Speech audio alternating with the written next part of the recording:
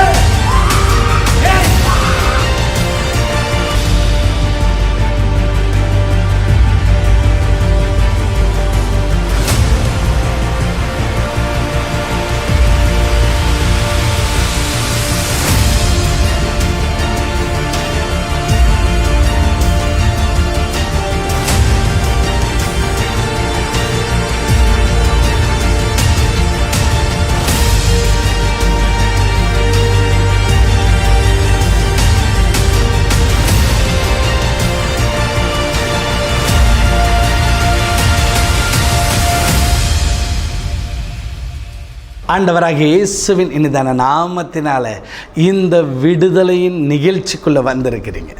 இன்றைக்கு ஒரு விடுதலை நீங்கள் பெற்றுக்கொள்ள போகிறீங்க. இயேசு உங்களுடைய சிறையிருப்பிலிருந்து உங்களை விடுவிக்க போகிறார். உங்கள் சிறையின் கட்டுகள் அறுக்கப்பட போகிறது. சாத்தானால் ஏற்பட்ட பாதிப்புகள், மந்திரத்தினால் ஏற்பட்ட பாதிப்புகள் உங்கள் உடம்பை விட்டு, குடும்பத்தை விட்டு, வீட்டை விட்டு, உன் நிலத்தை விட்டு அது புறப்பட போகிறது. இன்றைக்கு கர்த்தர் இறங்கி வந்திருக்கிறார், உங்களை விடுவிக்க போகிறார். பலர் சொல்லியிருக்கலாம் உங்களுக்கு விடுதலை நடக்காது, விடுதலை பெற்றுக்கொள்ள முடியாது. என் ஆண்டவர் சொல்லியிருக்கிறார், பராக்கிரமத்தினால் சிறைப்படுத்தப்பட்டவர்கள் விடுவிக்கப்படுவார்கள். பலவந்தனால் கொள்ளையிடப்பட்டது எல்லாம் கர்த்தர் திரும்ப கொடுப்பார். உங்களை ஒடுக்கின ஆவிகளை கர்த்தர் தொடத்துவார். இரத்தத்தை உறிஞ்சி குடித்த இரத்த வெறிபிடித்த ஆவிகளை உன் வீட்டை விட்டு துரத்துவார். உன் வீட்டுக்குள்ளே அகல மரணம் நடந்திருக்கலாம், உன் குடும்பத்தை சூனியம் பண்ணி நாசம் பண்ணியிருக்கலாம். ஆனால் இன்று கர்த்தர் விடுதலை தருவார். அதுக்கு முன்னாடி ஒரு அற்புதமுள்ள ஒரு சாட்சி நீங்கள் கேட்குறீங்களா? அது ரொம்ப ஆசீர்வாதமாக இருக்கும். அதன் பிறகு உங்களோடு நான் பேசுகிறேன். உங்கள் விடுதலைக்காக நான் பேசுகிறேன். நீங்கள் விடுதலை பெற்றுக்கொள்ளும்படி தெய்வ வார்த்தையை நான் உங்களோடு பேசுவேன். நீங்கள் அற்புதமும் சுகத்தை பெற்றுக்கொள்ளுவீங்க. உங்கள் வீட்டில் இருக்கிற எல்லா கட்டுகளும், பிசாசின் கட்டுகள், சாத்தானுடைய கட்டுகள், மந்திரத்தின் கட்டுகளை கர்த்தர் இந்த நாளில் அறுத்து போடுகிறத நீங்கள் பார்ப்பீங்க. அற்புதம் பெற்றுக்கொள்ளுவீங்க. நம்ம பார்க்கலாமா? இந்த ஊழியத்தை பற்றி எங்களுக்கு தெரியாது.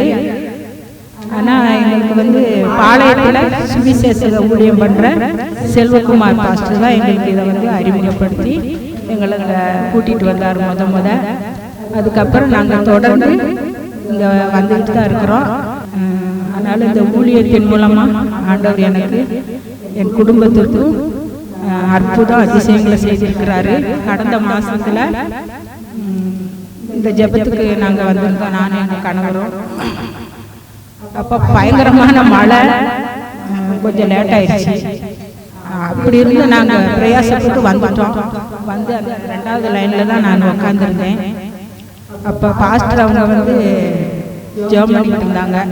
எனக்கு வயசு 58 ஆகுது. எனக்கு 45 வயசுலேயே சுகர் வந்துருச்சு.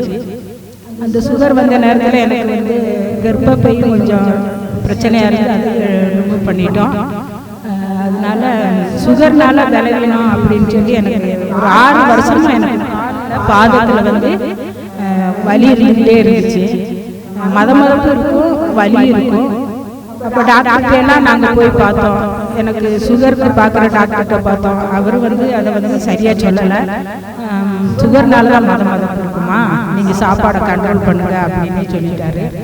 அதுக்கப்புறம் இந்த எலும்பு டாக்டர்கிட்ட போனோம். அவர் சில காரியங்களை சொன்னார். தேய்மானம், தண்ணிக்குள்ள அதிகமாக நிற்காதீங்க அப்படின்னு சொல்லி அவர் வெயிட் எல்லாம் தூக்காதீங்க அப்படின்னாரு. சரின்ட்டு அதெல்லாம் செய்யாமல் இருக்க முடியாது. ஆனாலும் ஆண்டவர் சமூகத்தில் ஜெபம் பண்ணிட்டு இருந்தேன். ஜெபத்துக்கு வந்து இங்கேயும் வருவேன், வந்து ஜெபம் பண்ணிட்டு போயிட்டு இருந்தோம். கடந்த மாதத்தில் பார்த்தீங்கன்னா ஜெபம் ஆராதனையெல்லாம் முடிச்சுட்டு பிரதர் பாஸ்டர் அவங்க வந்து ஜெபம் பண்ணார். ஜெபம் பண்ணும்போது இயேசுவே இயேசுவேன்னு சொல்லி எல்லாரும் கூப்பிடுங்க அப்படின்னு சொல்லி சொன்னார். அப்போ வந்து இயேசுவே இயேசுவேன்னு சொல்லி நான் கூப்பிட்டேன். நல்ல சத்தமாக ஒருத்த சத்தமாக கூப்பிட்டேன். அப்புறம் வந்து ஆவியானவர் அப்படியே கை தட்டினேன். அந்த கை தட்ட எனக்கு ஒரு வித்தியாசமாக தான் தெரிஞ்சிச்சு. அதுக்கப்புறம் நான் இங்கே உழுதம்னே தெரியலை, இங்கே தான் உழுந்துட்டேன்னு நினச்சேன். ஆனால் நான் சைடில் உழுந்து கிடந்தேன். என்னால் அவங்க சிஸ்டர் அவங்க வந்து பாஸ்டரோடைய ஒய்ஃப் வந்து தூக்குறாங்க. என்னால் எந்திக்கவே முடியலை. அப்படியே அப்படி படுத்துருந்த மாதிரியே தான் படுத்துட்டேன். கைகாலெலாம் ஒரு மாதிரி போட்டு திரும்ப அப்படியே ஒரு நிமிஷத்தில் அப்படியே டக்குன்னு எந்திரிச்சு நான் இடத்துல வந்து உட்காந்துட்டேன். எனக்கு என்ன பிரச்சனைனா, அந்த கால் பாதத்தில் இருந்து அந்த வலியினால் நான் ஒவ்வொரு நாளும் பயங்கரமான வேதனைப்பட்டிருக்கேன். என்னால் தூங்க முடியாது பாருங்க. பகலெல்லாம் நல்லா இருப்பேன், நைட்டும் வேலையெல்லாம் முடிச்சுட்டு ஜெபம் பண்ணிட்டு அப்படியே தலை சாய்ச்சோம்னா என்னால் தூக்கமே வராது. அப்படியே தூங்கவே முடியாது. பயங்கரமான ஒரு குத்தல் எடுக்கும் பாருங்க. அந்த பாதத்தில் மட்டும் இல்லை, சரீரத்திலையும் ஒவ்வொரு இடத்துல எனக்கு அப்படியே வந்து ஏதோ கடிக்கிறது மாதிரியெல்லாம் இருக்கும். இருதயத்துக்குள்ள ஒரு பெரிய ஒரு பாரம், அது என்னன்னே சொல்ல முடியாது, அப்படியெல்லாம் இருக்கும். அப்போ கூட நான் எங்கள் வீட்டுக்கார்ட்ட சொன்னேன், எனக்கு என்னன்னே தெரியல, எனக்கு உடம்புக்கே சரியில்லாத மாதிரி இருக்கு. ஆண்டவர் சமூகத்தில் நான் உண்மையை தான் சொல்கிறேன். எனக்கு ஏதாவது நடந்துருமோன்னு எனக்கு ஒரு பயமாக இருக்குது. அப்படியெல்லாம் நடந்துச்சுன்னா, என் பிள்ளை வந்து லண்டனில் இருக்காங்க, பிள்ளைகளெல்லாம் இப்போ தான் போயிருக்காங்க, நீங்கள் அப்படியெல்லாம் அவங்களெல்லாம் வரவழைச்சிட வேண்டாம், அங்கேருந்து வரணும்னா ரொம்ப காசு அதிகமாகும், அதனால் எனக்கு எதுவும் நடந்தாலும் சர்ச்சில் வச்சு என்னை நல்லபடியாக நடத்திடுங்க அப்படின்னு சொல்லிட்டு இந்த பணம் என்னென்ன பிரச்சனைகள் அதெல்லாம் ஒரு இதில் எழுதி வர வச்சிருந்தேன். அப்படி ஒரு சூழ்நிலை என் சரீரத்துக்குள்ள எனக்கு அப்படி ஒரு பலவீனம். பகலெல்லாம் நான் ஒன்று விட நைட்டில் என்னால் தூங்கவே முடியாது. 1 மணி 2 மணி 3 மணி வரையெல்லாம் தூங்கவே முடியாது. ஆனால் நான் ஜெபம் பண்ணுவேன், அன்பின் பாசம் பேசுவேன், எல்லாமே பண்ணுவேன். ஆனால் அது என்னன்னு என்னால் கண்டுபிடிக்க முடியல. ஆனால் என் சரீரத்துக்குள்ளே ஏதோ ஒரு வேற ஒரு காரியம் இருக்குது அப்படிங்கிறது மட்டும் தெரியும். ஆண்டவரே, நான் அழுவேன், ஒவ்வொரு நாள் ஜெபத்தில் அழுதுருக்கேன். ஆண்டவரே, நீங்கள் தொட்டாதான்பா இதிலிருந்து எனக்கு விடுதலை கிடைக்கும், எனக்கு என்னன்னே தெரியலப்பா, நீங்கள் தொடுங்கப்பா தொடுங்கப்பான்னு பல நாள் நான் ஒரு சமயத்தில் அழுதுருக்கேன். எனக்கு அதில் ஒன்றுமே எனக்கு கிடைக்கல. ஆனால் கடந்த மாதத்தில் 14ஆம் தேதி ஆண்டவர் இந்த இடத்துல எனக்கு பாஸ்டர் அவங்க வல்லமையா ஜெபிச்சாங்க. ஜெபிக்கும் பொழுது நான் அங்கே முழுந்த போது அப்போ கேட்குறேன், பாதத்தில் அந்த 4 இந்த 5 10 விரலுக்குள்ள மட்டும்தான் வேதனை, புதிங்காலெல்லாம் வலிக்காது, பாதத்தில் மட்டும்தான் வேதனை பாருங்க. அப்படியே கட்டி நைட்டில் தூங்கும்போது கை முடி அப்படியே ஒரு அரிப்பு மாதிரி இருக்கும். அது என்னென்னமோ என் சரீரத்தில் இருந்துச்சு. எங்கே தொட்டாலும் ஒரு ஏப்பம் மாதிரி வந்துகிட்டே இருக்கும். முதுகுள்ள எங்கள் வீட்டுக்காரர் பார்த்தீங்கன்னா அவர் பாவம் நல்லவர் தான். கால் வலிக்கும் போதெல்லாம் தைலத்தை தேய்ச்சி விடுவார். டெய்லி தைலம் தேய்ச்சிட்டு தான் நான் வந்து படுப்பேன். படுத்தாலும் தூக்கம் வராது. அப்படி இருக்கையில் ஆண்டவர் இந்த இடத்துல வந்து எனக்கு அன்னைக்கு ஒரு மெய்யான ஒரு பரிபூர்ண விடுதலை, பரிபூர்ண விடுதலை. சனிக்கிழமை மாசம் சனிக்கிழமை 16ஆம் தேதி நைட்டு நல்லது நைட்டு வேற நான் நிம்மதியாக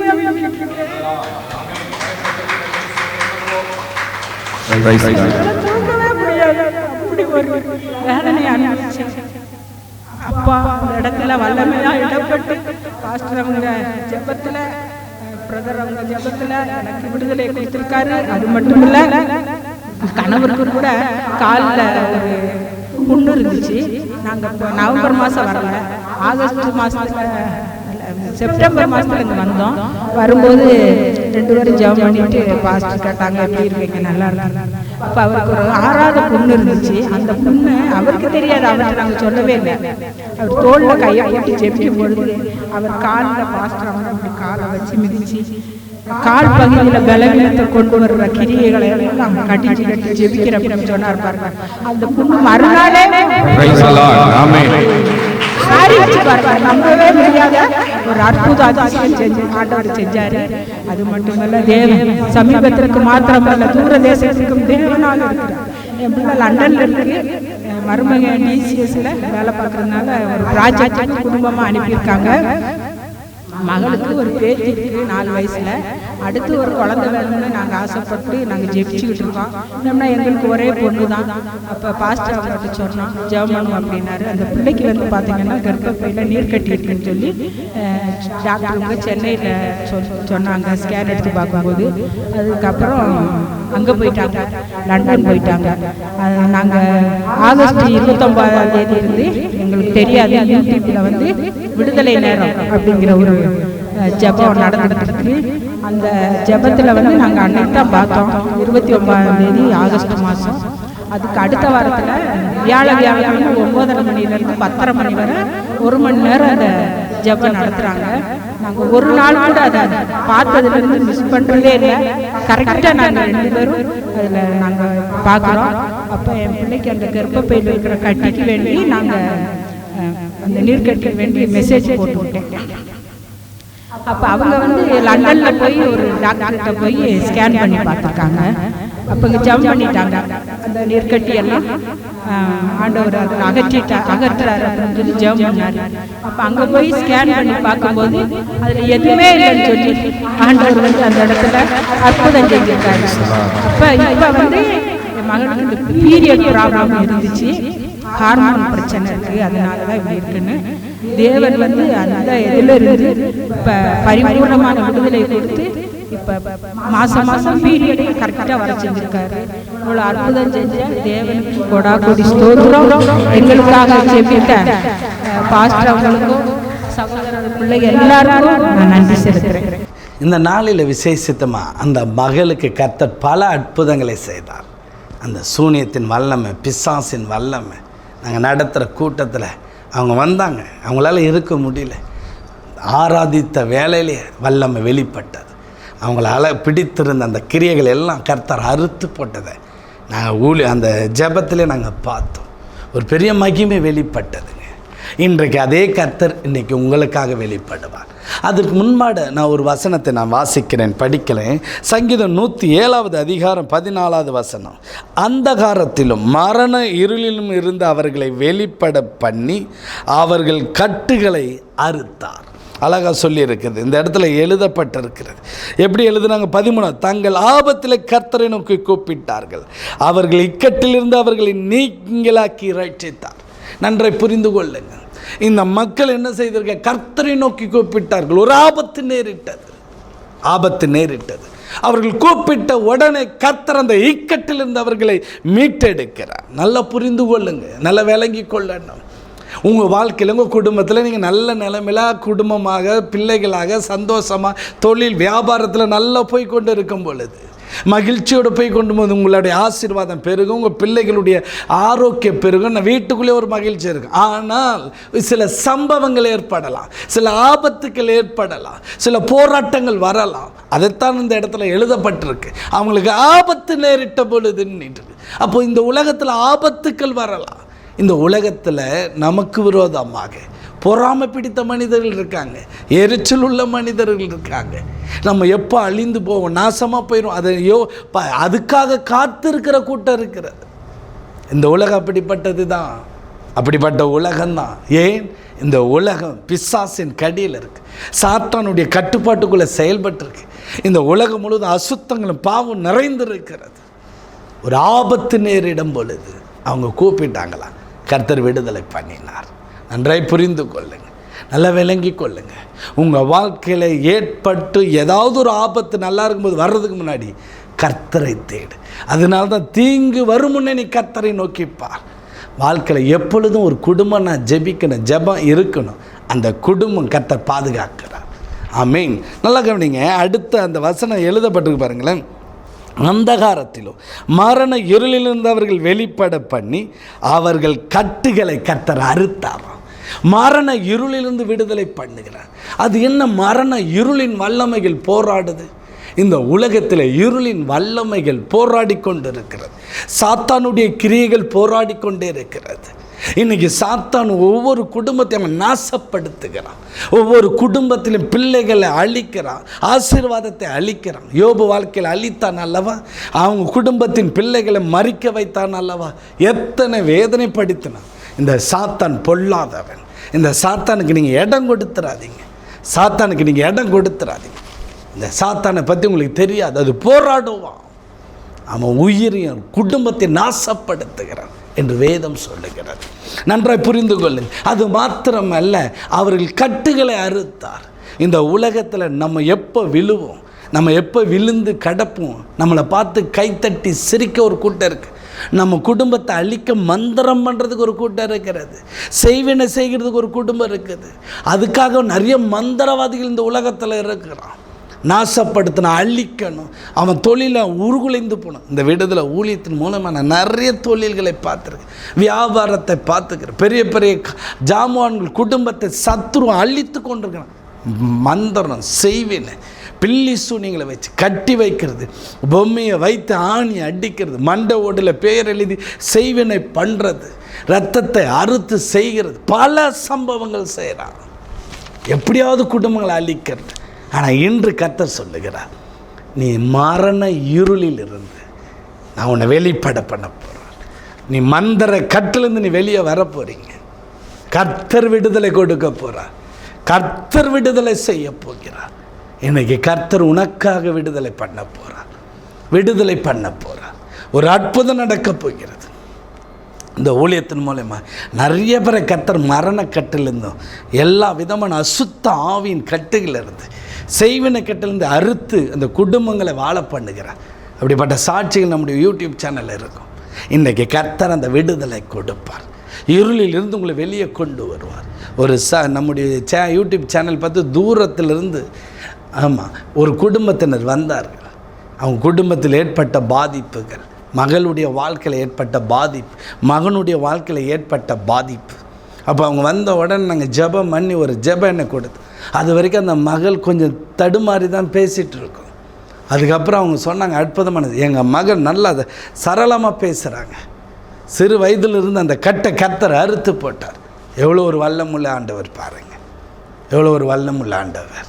இன்றைக்கு அதே தேவன் உங்கள் கட்டுகளை அறுப்பார், உங்களுக்கு ஒரு விடுதலை கொடுப்பார்.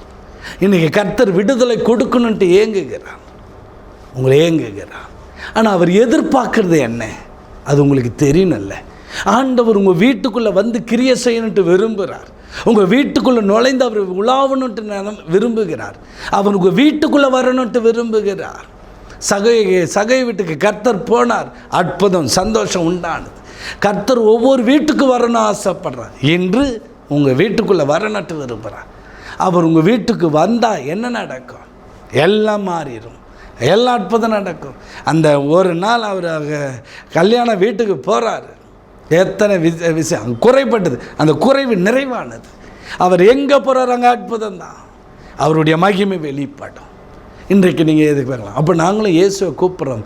ஏன் எங்கள் வீட்டுக்குள்ளே இன்னும் அந்த கட்டுகள், போராட்டங்கள், இரவு நேர பயங்கள் போகலை? நான் உங்களுக்கு ஒரு வசனத்தை வாசிக்கிறேன், என்னோடு எடுத்துக்கொள்ளுங்கள். வேதாகமத்தில் உபாகம் 23வது அதிகாரம் 14வது வசனம். உன் தேவனாகிய கர்த்தர் உன்னை ரட்சிக்கவும் உன் சத்துருக்களை உனக்கு ஒப்பு கொடுக்கும் உன் பாளையத்திற்குள் உலாவிக் கொண்டிருக்கிறார். ஆகையால் அவர் உன்னிடத்தில் அசுசியான காரியத்தை கண்டு உன்னை விட்டு போகாதபடி உன் பாளையம் சுத்தமாக இருக்க கெடுவதாக. எங்கள் வாழ்க்கையில் நான் ஊழியத்தில் ஒரு சகோதரன் ஒரு விபத்தினால் ஏற்பட்ட பாதிப்புகள், பிறகு அவன் நல்லா இருந்தான். ஒரு நாள் நல்ல காலேஜ் போயிட்டு வந்தார். டக்குன்னு அவருடைய வாழ்க்கையில் மோஷன் போய் கொண்டு போது பிளட்டு வந்து அப்படியே கோமா நிலைமையில் போய்விட்டார். அவர் ஆஸ்பத்திரியில் சேர்த்துருந்தாங்க, ஆஸ்பத்திரியில் கைவிட்டுட்டாங்க. அப்பொழுது எங்களை தொடர்பு கொண்டார். ஒரு 20 வருடத்துக்கு முன்பாக நடந்த ஒரு சம்பவம். அப்பொழுது அந்த வீட்டுக்கு நாங்கள் ஜெபிக்க போகிறோம். ஒரு அற்புதம் நடக்கலை, ஒரு அற்புதம் நடக்கலை. நான் கேட்குறேன், இயேசுவே அற்புதம் செய்யுங்க. அந்த குடும்பம் ஒரு கிறிஸ்தவ குடும்பம், அற்புதம் செய்யுங்க ஆண்டவரே. எவ்வளோக்கு ஜெபிக்கிறோம், நடக்கவே இல்லை. ஆண்டவருடைய வல்லமை அந்த வீட்டுக்குள்ளே நுழையலை. நான் வெறுத்துட்டேன். என்ன ஆண்டவரே, ஏன் இப்படி நடக்குது அப்படி கேட்கும்போது ஆண்டவர் பேசின ஒரு வார்த்தை. அப்போதான் அந்த வசனத்தை கர்த்தர் எங்களோடு பேசினார். அவர் சொன்னார், நான் உன் சத்துருக்களை ஒப்பு கொடுக்கிறேன், அந்த பாளையத்துக்குள்ளே உலாவி கொண்டு இருக்கிறேன், ஆனால் அசுசான காரியம் அந்த வீட்டுக்குள்ளே இருக்குது, அதை எடுத்து போட சொல்ல அப்படின்னார். எனக்கு ஒன்றுமே புரியல. ஆண்டவருடைய பிள்ளைங்க தான், கர்த்தரோடு இருக்கிறவங்க. அப்போ பார்த்தா அந்த குடும்பத்தில் ஒரு வயதான பாட்டி இருந்தாங்க. இந்த பேரன் இப்படி நடந்ததுனால அவங்க போய் மந்திரம் செய்கிற ஒருத்தரை பார்த்து பணம் கொடுத்து ஆட்டை வெட்டி ஆட்டு ரத்தத்தை பானைக்குள்ளே வைத்து மந்திரம் பண்ணி இதை போய் உங்கள் வீட்டுக்குள்ளே வைங்க சொல்லியிருக்காங்க. அப்போ அந்த தம்பி படுக்கிற அந்த பெட்ரூமில் ஒரு டைல்ஸை கட் பண்ணி அதை நோண்டி அது உள்ளே புதைச்சி வச்சுருக்கிறாங்க. அப்போ நாங்கள் ஜெபம் பண்ணும்போது இந்த வீட்டையே பார்த்தா அதுக்குள்ளே மறைஞ்சிருந்தது. நான் சொன்னேன், இதை எடுத்து போடுங்க, ஏசு அற்புதமான சுகத்தை கொடுப்பார், விடுதலை கொடுப்பார். அசுசியானது வீட்டுக்குள்ளே இருக்கக்கூடாது, மந்திரத்தின் கிரியைகள் இருக்கக்கூடாது. எனக்கு ஒரு சகோதரனை தெரியும், நல்ல வியாபாரம் பண்ணுவார். அவர் வீட்டில் அவருடைய வியாபார ஸ்தலத்தில் இயேசுநாதர் ஃபோட்டோ இருக்கும். அந்த இயேசுநாதர் ஃபோட்டோ பின்னாடி தகுடை வச்சிருப்பார். ஒரு வாட்டி நாங்கள் ஜெபம் வந்து எங்களால் உடம்பு முடியல. ஆண்டவர் சொல்கிறார், அந்த தொழில் ஸ்தலத்தில் இப்படி ஒன்று வச்சிருக்கிறாங்க, அதெல்லாம் எடுத்து போட சொல்லுங்கள், நான் அற்புதம் செய்கிறேன். நான் அப்புறம் கூப்பிட்டு அவர்கிட்ட சொல்லும்போது அவர் உண்மையை சொல்லி அப்போ தான் அவர் காமிச்சார் எனக்கு. அதனால தான் உங்களுக்கு சொல்கிறேன், இன்றைக்கி நீங்கள் அந்த மந்திரத்தின் கிரியைகளோடு இருக்கக்கூடாது. அதனால தான் வேதம் சொல்லுகிறது, அப்போஸ்தலர் நடபடிகள் 15வது அதிகாரத்தில் பாருங்கள், நான் படிக்கிறேன் 20, விக்கிரங்களுக்கு படைத்த அசுசியானவைகளும் வேசித்தனத்திற்கு நொறுங்குண்டு செத்ததற்கும் இரத்தத்திற்கும் விலகி இருக்கும்படி அவர்களுக்கு நான் எழுத வேண்டும் என்று நான் தீர்மானம் பண்ணினேன். செத்ததுகளுக்கெல்லாம் இரத்த பலி கொடுத்து இந்த கிரியெல்லாம் வீட்டுக்குள்ளே வைக்கிறது, தகுடு வைக்கிறது, இதெல்லாம் வச்சுட்டா பாதுகாக்க, அது உன்னை அழித்து போட்டுரும். அது இருக்கிற வரைக்கும் கர்த்தர் உன் வீட்டுக்குள்ளே வர முடியாது.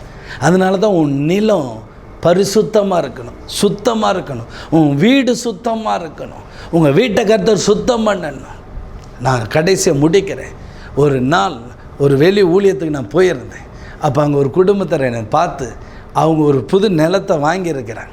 அதுக்காக ஜெபிக்க எங்களை கூப்பிட்டு போனேன். நான் அந்த நிலத்துக்கு ஜெபிக்க போனேன், திண்டுக்கல் பகுதியில். அப்போ அது பக்கத்தில் அவங்க உறவினர் ஒரு நல்ல அழகான வீட்டை ரொம்ப பிரம்மாண்டமாக கட்டியிருந்தார். நாங்கள் இது பண்ணணும், எங்கள் வீட்டுக்கு வந்து ஜெபிங்கன்ட்டு சொல்லும்போது நான் அந்த வீட்டுக்கு போய் ஜெபம் பண்ணேன். ஜெபம் பண்ணும்போது இதில் சில போராட்டம் இருக்குது, இந்த போராட்டங்கள் உங்களை தொடாதபடிக்கு நீங்கள் ஏதோ ஒரு இரத்த பலிகளை செலுத்திருக்கிறீங்க, தயவு செய்து இயேசுவை தேடுங்க சொன்னேன். நீங்கள் ஒன்று எங்களை தேடலைன்னா விட்டுருங்க, நீங்கள் இரத்த பலிகளோடு ஐக்கிய வைக்காதீங்க, அது உங்களை அபகரித்து விடும் சொல்லிவிட்டு நான் வந்துட்டேன். நல்லா கவனிச்சு நான் அவர் ஒத்துக்கினார். அதுக்கப்புறம் ஒரு வருடம் அந்த வீடு பால் காய்ச்சி முடித்து ஒரு வருடம் மறுபடியும் அவருக்கு ஒரு விபத்து ஏற்பட்டது. அப்போ தான் நான் சொன்னேன், நான் அன்றைக்கே சொன்னேன்ல, ஏன்னா நம்ம ரத்த பலி கொடுக்கும்போது அந்த ஆவி அடுத்தது உயிரை தான் கேட்கும். ஏன்னா ரத்தத்தில் உயிர் இருக்குது. நீ கோழி வாங்கி கொடுக்குது, பன்னி ரத்தம், மாட்டு ரத்தத்தை வைத்து செய்கிற ஒரு மந்திர காரியங்களோடு நீ ஈடுபட்டு கொள்ளாத, விடுதலை வராது. எனக்கு தெரியும் இன்றைக்கி நிறைய பேர் வராங்க விடுதலை. உன் வீடு மாறணும், உன் நிலத்தில் இருக்கிற நீ செய்து வைத்ததெல்லாம் அழிக்கப்படணும். அப்போ தான் உன் வீடு கட்டப்படும், உன் குடும்பத்தை கர்த்தர் காப்பாற்றுவார், தூக்கி நிறுத்துவார். எத்தனை பேருடைய லைஃப்பில் நான் பார்த்துருக்கிறேன். இன்றைக்கு கர்த்தர் தம் வல்லமை வெளிப்படுத்த போகிறான். இன்றைக்கு ஒப்புக்கொடு, உன் தவறை உணரு. நீ செய்த அந்த உடன்படிக்கை இரத்தத்தோடு, விலங்கு இரத்தத்தோடு பண்ணின அதெல்லாம் எடுத்து போடு. கர்த்தர் விடுதலை கொடுப்பார், விடுதலை கொடுப்பார். நிறைய பேர் வருவாங்க, வந்த உடனே சொல்ல இதுதான் பிரச்சனை. ஒரு குடும்பத்தார் வந்தார், அவங்களுக்கு அவ்வளோ போராட்டம் பிரச்சனை. நான் சொன்ன உங்கள் நிலத்தில் அவரே ஒத்துக்கிட்டேனா, நான் ஒரு மந்திரவாதியோட ஐக்கியமாக இருந்தேன். என் வீட்டை கட்டும்போது அந்த மந்திரவாதி தான் நிறைய காரியங்களை பூஜை பண்ணி இதெல்லாம் பண்ணார். அந்த வீட்டில் தான் நான் வாழ்கிறேன். உங்களை வாழையே வைக்காதேனே. இன்றைக்கு மக்கள் விடுதலை வேணும், உண்மைதான். ஆனால் விடுதலை பெற்றுக்கொள்ள உங்கள் வாழ்க்கையில் நீங்கள் சில காரியங்கள், நீங்கள் உடன்படிக்கையிலேருந்து வெளியே வரணும். உங்கள் தகுடுகளை எடுத்து நீ வெளியே போடணும். உங்கள் காரியங்கள் விட்டு வெளியே வா. அப்போ தான் விடுதலை கர்த்தர் கொடுப்பார். அப்போ தான் ஒரு அதிசயம் நடக்கும். இன்றைக்கு கர்த்தர் உன்னை விடுதலை பண்ணுவார். இந்த மந்திர கட்டளை இன்றைக்கி உன் வீட்டுக்குள்ளே என்ன இருக்க கண்டுபிடி. உன் வீட்டு பின்னாடி எது வச்சிருக்கிற, உன் வீட்டு மூலையில் என்ன வச்சிருக்கிற, உன் பீரோவில் என்ன வைத்திருக்கிற, உன்னுடைய மணி பரிசில் என்ன வைத்திருக்கிற. கண்டுபிடி. இல்லை உன்னுடைய செயின் டாலரில் நீங்கள் என்ன வச்சுருக்கிறீங்க கண்டுபிடிங்க. இன்னைக்கு இயேசு விடுதலை கொடுக்க போகிறார். உனக்கு விடுதலை கொடுப்பார். உன் ஆபத்து உன் இக்கட்டிலிருந்து உங்களை மீட்டெடுப்பார். இன்னைக்கு கர்த்தர் செய்ய போகிறார். சூனிய கட்டுகளை அறுத்து போடுகிறது நீ பார்ப்பேன். என்னோட ஜெபிப்பீங்களா? ஜெபிக்கலாமா? அன்புள்ள தகப்பனே, இந்த நாளில் கர்த்தர் நீங்கள் வாக்கு பண்ணியிருக்கிறீங்க. அன்றைக்கு உம்மை தேடும்படி ஆபத்தில் அந்த மக்கள் உம்மை நோக்கி கூப்பிட்டார்கள். ஓ, நீர் இறங்கி வந்தீர், இறங்கி வந்தீர், இறங்கி வந்தீர், இறங்கி வந்தீர் அல்லவா? ஓ, இன்னைக்கு மக்கள் ஆபத்திலும் இக்கட்டுகளிலும் மரண இருளிலும் பிசாசின் கட்டுகளிலும் மாட்டிக்கொண்டு இருக்கிறார்கள். அவர்கள் செய்த தவறை மன்னித்து விடுங்கப்பா. ஓ, அந்த இரத்தத்தை நினைத்து அந்த பிள்ளைகளை மன்னித்து விடுங்க. ஓ, இன்னைக்கு மனம் திரும்ப. உனக்கு மந்திரவாதியோடு இருந்த ஐக்கியத்துக்கும் உனக்கு மந்திரவாதிக்கும் இருந்த உறவுகளும் உனக்கு இருக்கிற செய்வினை கட்டுகளும் ஓ, நீ செய்து வைத்திருக்கிற தகுடுகள் ஓ, எல்லாவற்றுக்காக கர்த்தரிடத்தில் முதலாவது மன்னிப்பு கேள். மனம் திரும்பு. ஆசீர்வாதத்துக்கு பணத்துக்காக மந்திரத்தை செய்து கொண்டிருக்காத. இன்றைக்கு நீ விடுதலை பெற்றுக்கொள்ள போற. உன் வீட்டுக்குள்ளே இருக்கிற மந்திர சூனியத்தின் வல்லமைகள், உனக்கு எதிராக செய்கிற சூனியங்கள் கர்த்தர் அறுத்து போட போறார். உன் வீட்டை விட்டு, உன் தொழில் வியாபார ஸ்தலத்தை விட்டு அது புறப்பட போகிறது. ஒரு வல்லமை இறங்கி வருகிறது. ஒரு வல்லமை இறங்கி வருகிறது. இப்பொழுது இயேசு என்று கூப்பிடு. இந்த ஆபத்திலிருந்து விடுவிக்க இயேசு ஒருவராலே முடியும். ஒப்புக்கொடு. கர்த்தருடைய வல்லமை வெளிப்படட்டும். அன்பு தகப்பனே, இஸ்ரவேல் மக்கள் அடிமைத்தனத்தின் மந்திர கட்டுகள் மாட்டிக்கொண்டு இருந்தவர்களை விடுவித்த அதே வல்லமையை இறங்கி வரட்டும், இறங்கி வரட்டும். மந்திர கட்டுகள் அறுக்கப்படட்டும். ஆபத்தில் இருந்து விடுதலை உண்டாகட்டும். இயேசு நாமத்தில் அக்கினி அனுப்புகிறேன். எல்லாரும் கைகளை உயர்த்தி இயேசுவே உம்முடைய அக்கினியை கூடுங்கப்பா. உம்முடைய அக்கினினால் எல்லாம் கூப்பிடு. வாயை திறந்து கூப்பிடு. உம்முடைய வல்லமை அனுப்புங்க ஆண்டவரே. ஓ க்ளோரி. ஒரு அக்கினி வல்லமை வெளிப்படுகிறது. ஒரு வல்லமை அக்கினி வெளிப்படுகிறது. விடுதலை உண்டாகட்டும், விடுதலை உண்டாகட்டும், விடுதலை உண்டாகட்டும். இயேசு நாமத்தில் விடுதலை உண்டாகட்டும் ராஜா. Glory, glory. மகிமை, மகிமை. விடுதலை வரட்டும். கட்டுகள் அறுக்கப்பட்டு அப்படியே ஜெபம் பண்ணு. இப்ப ஜெபிக்கும் பொழுது மரண கட்டுகள், மந்திர கட்டுகள் எல்லாம் விலகி வெளியோ, எல்லாம் விலகு, எல்லாம் விலகு. எல்லா மந்திர நுகங்கள், மந்திர சர்ப்பங்கள் ரத்த பலி கொடுத்து செத்த ஆவியை வீட்டுக்குள்ள வச்சிருக்குது. இயேசு நாமத்தில் வீட்டை விட்டு புறப்படு. கட்டளை கொடுக்கிற இயேசு நாமத்தில். எந்தெந்த மந்திரம் பண்ண மந்திரவாதி மேல தேவ அக்கினி வெளிப்படட்டும். மந்திர கிரியை மேல அக்கினி வெளிப்படட்டும். குட்டி சாத்தான் மேல அக்கினி வெளிப்படட்டும். வீட்டுக்குள்ள இருக்கிற கிரியைகள் மேல அக்கினி வெளிப்படட்டும். உடம்பு உபாதைகளை உண்டு பண்ணுகிற, துணி போட முடியாம ஓ உடம்பு முழுவதும் எரிச்சலோடு இருக்கிற அந்த சரீரத்தின் மேல ஒரு அக்கினி விளட்டு ராஜா. எல்லாம் வெளியேறு குட்டி சாத்தானே. மரண ஆவிகள் தூக்கு போட்டுகிறது. ஓ, சூசைட் பண்ற தற்கொலை ஆவி வெளியேறு. கட்டளை கொடுக்கிறேன். இயேசு நாமத்தில் வெளியேறட்டும், வெளியேறட்டும். இயேசு நாமத்தில் விடுதலை உண்டாகட்டும். இந்த நேம் ஆஃப் ஜீசஸ். சாத்தானுடைய கட்டுகள் அறுக்கப்படட்டும். அவங்களுடைய ஃபோட்டோவை வைத்து, அவங்களுடைய உருவத்தை வரைந்து, மண்ணினால் உரிந்து, பொம்மையை செய்து, மண்டை ஓடில் பெயர் எழுதி, ஆட்டு ரத்தங்கள், பன்னீர் ரத்தங்கள், மாட்டு ரத்தங்கள், புறாக்களுடைய ரத்தங்கள், கோழி ரத்தத்தை வைத்து செய்கிற எல்லா மந்திர கிரியைகள் எரிக்கப்படு. தொடர்ந்து செய்து வருகிற மந்திர கிரியைகள் எரிக்கப்பட்டு போகட்டும் சொல்லி ஜெபிக்கிறேன். எரிக்கப்பட்டு போகட்டும் சொல்லி ஜெபிக்கிறேன். இப்பொழுது இயேசுவின் நாமத்தில் விடுதலை உண்டாகட்டும். கணவனை மனைவி பிரிக்கிற மந்திர கிரியைகள், வசியம் பண்ணுகிறது, பில்லி சூனியங்கள் எரிக்கப்பட்டு வெளியப்போ. ரபால ஷந்தரபா கத்தரா. கர்த்தருடைய அக்னினால் எரிக்கப்பட்டு போகட்டும். எரிக்கப்பட்டு எல்லாரும் இதை பார்க்குற ஒவ்வொருவர் மேலையும் உங்களுடைய வல்லமையான அக்கினியை அனுப்புகிறேன். ஒவ்வொருவர் மேலே அந்த கட்டு அறுக்கப்படட்டும். மந்திர கட்டு, பிசாசு கரட்டு, செத்த ஆவியின் கிரியைகளை எழுப்பி செய்யப்பட்ட சூனிய கட்டுகள் இயேசு நாமத்தில் அறுக்கப்படட்டும். The mighty Jesus name. எரிக்கப்பட்டு போ. பெற்றுக்கோ. இன்னைக்கு ஒரு விடுதலை, இன்னைக்கு ஒரு விடுதலை. கட்டு உடையட்டும். The name of Jesus. அரிக்கப்பட்டு போ, விலகட்டும். இடுப்பு, கழுத்து, பாதங்கள் ஆணி அடித்ததெல்லாம் எரிக்கப்படட்டும். நீ விடுதலை கொடுக்கிறேன். இந்த நேம் ஆஃப் ஜீசஸ் நேம். இயேசுவுக்கு மகிமை உண்டாகட்டும். உண்மையே நான் மகிமைப்படுத்துகிறேன்ப்பா, இயேசு நாமத்தினால. ஆமென். ஆமீன். கர்த்தருடைய வல்லமை வெளிப்பட்டு இப்போ ஜெபிச்சிருக்கும்போது உனக்கு ஒருவேளை கொட்டாய் வந்திருக்கலாம், ஒரு விதமான வலிகள் வந்திருக்கலாம். அந்த கட்டெல்லாம் அறுக்கப்படணும். பரிபூர்ணமாக கர்த்தர் உங்களுக்கு விடுதலை கொடுப்பார். நீங்கள் விடுதலை பெற்றுக்கொள்ளணும். இது போல் மந்திர போராட்ட கட்டில் இருந்தால் நம்முடைய ஜேசு வழி விடுதலை சென்டர் தாம்பரம் அடுத்த பகுதியில் நடக்குது, வந்து கலந்து கொள்ளுங்க. உங்களுக்கு நல்ல ஆலோசனை கொடுத்து உங்களுக்கு என்ன போராட்டம் சொல்லி உங்களுக்காக நாங்கள் ஜெபிப்போம். கர்த்தர் உங்களுக்கு விடுதலை கொடுப்பார். ஓகேங்களா? God bless you.